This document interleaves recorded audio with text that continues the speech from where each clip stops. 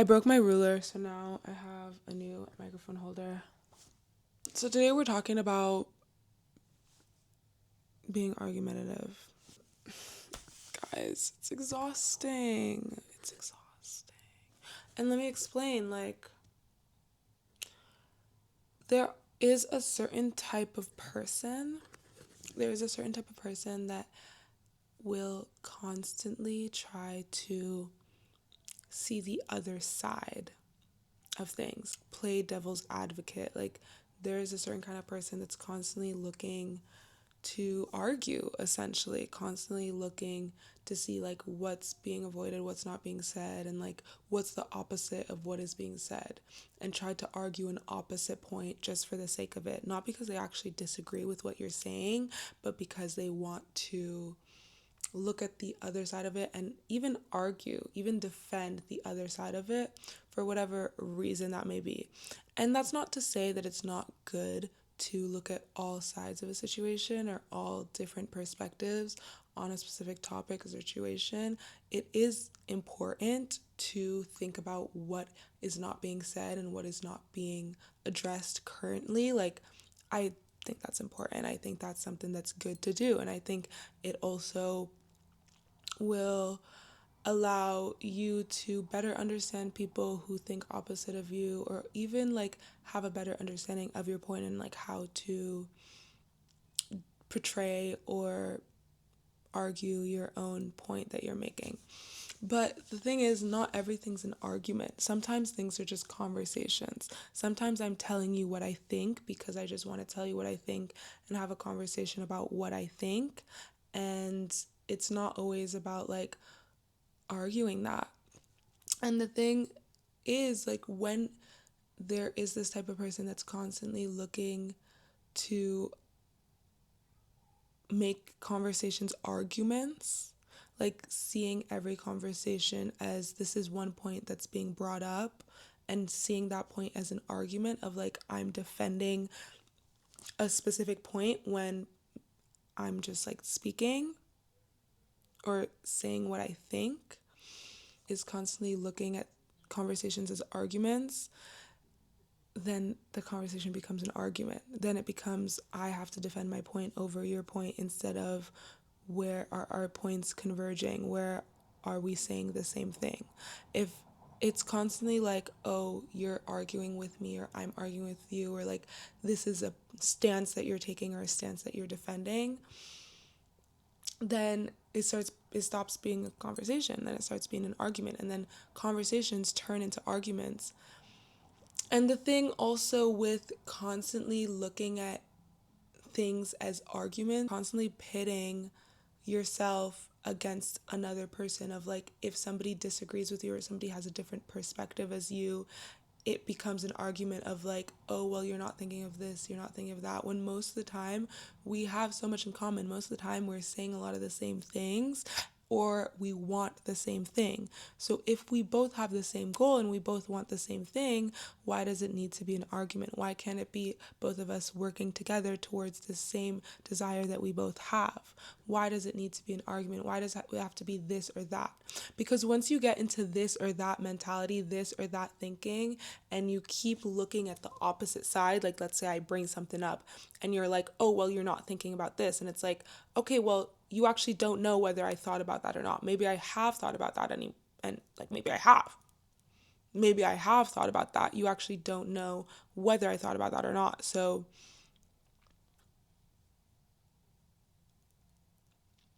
instead of like approaching it like, oh, well, what about this? Oh, well, you haven't thought about this. Instead, it can be approached of like, oh, have you thought about this? Because once you say, well, you're not thinking about this, then it puts me in the position of, oh, I need to defend myself. Oh, I need to defend my thinking or my feeling or my perspective, instead of, oh, that's interesting, I haven't thought about this, or oh, actually, I have thought about this and I have been thinking about this, which instead is inviting curiosity into the conversation of like, have you thought about this? Yes, or no. That's an interesting point. That's an interesting perspective. And I think if we are constantly looking to argue, or if we're constantly looking at every conversation as this is a stance you're taking instead of this is an exploration of an idea, then things very easily and quickly become arguments. And it's exhausting having arguments when we could be having conversations. Like, if we had conversations instead of arguments, the world would be a much better place. There would be no war. But instead, things become arguments and things become fights and things become wars.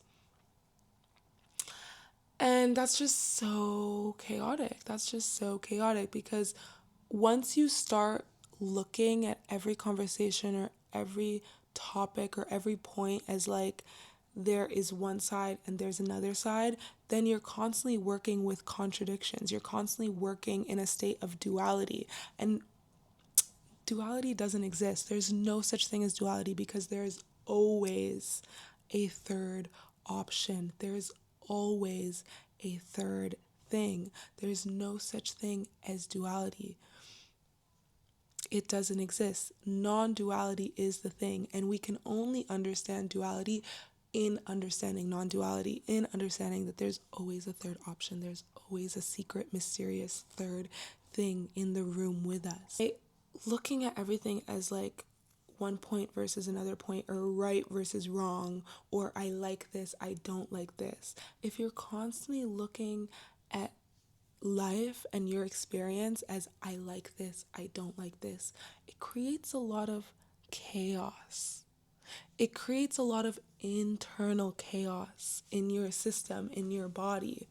And this is something I also learned in yoga training. Like, when you're constantly into liking this, not liking this, loving this, hating this, if you're constantly in these binaries, in this duality of loving and hating, of liking and disliking, it creates a lot of chaos inside you because you're automatically approaching everything in life with duality. And if you're only looking at things with duality, it's chaos. It's chaos. It's chaotic to only see things in duality because that doesn't exist. Duality doesn't exist. It's everything is non-duality.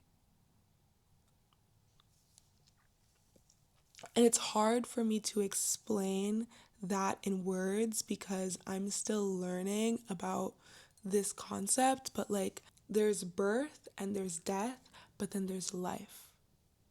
There's day and there's night, but then there's the transition. There's dawn, there's dusk, there's sunset, sunrise. There's here, there's there, and then there's everywhere.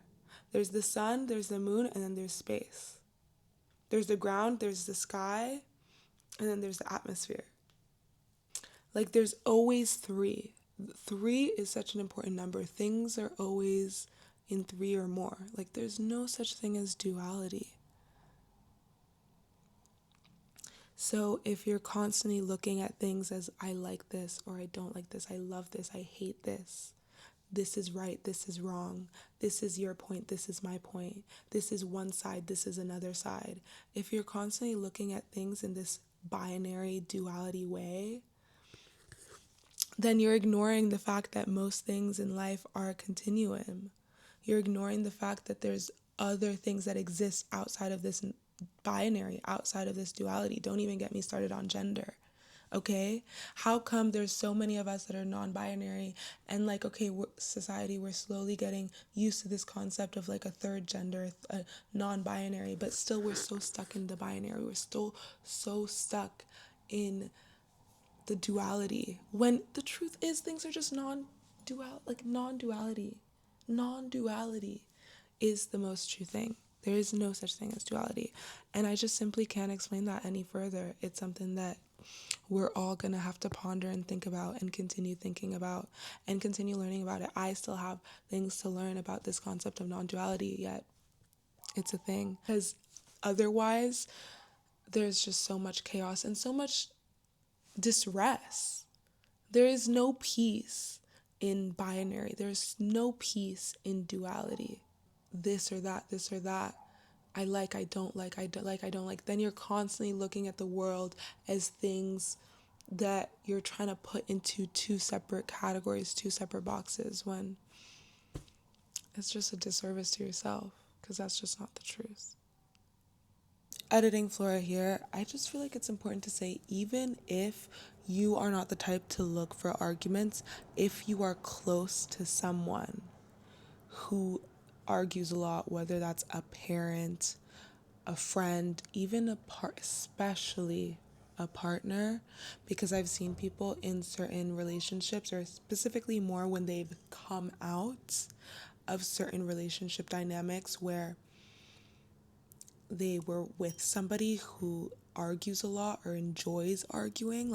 That can also create a lot of chaos inside you because you're still actively arguing with someone. It's very easy for someone who enjoys arguing to tell you, like, oh, this is just a healthy debate. Like, I just like to, like, whatever. It's very easy.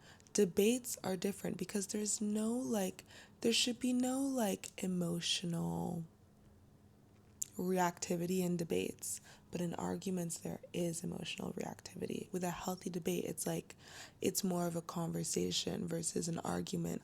It's more jabby. You know what I mean? I've seen people who certain emotions come up in them when even a debate or an argument starts because they've had experiences. Just being around somebody who argues a lot, because then you are also arguing a lot because you're getting pulled into an argument. Even if you don't enjoy arguing, if you just happen to be in environments that has happened a lot, that also creates chaos. You're going to start getting everything mixed up. You're going to start getting everything mixed up. I talk to people. I know people, and I have conversations with people who love to argue and love to point out the other side that you're not thinking about, because most of the time I do think about the things that I'm not thinking about. I do think about the other side.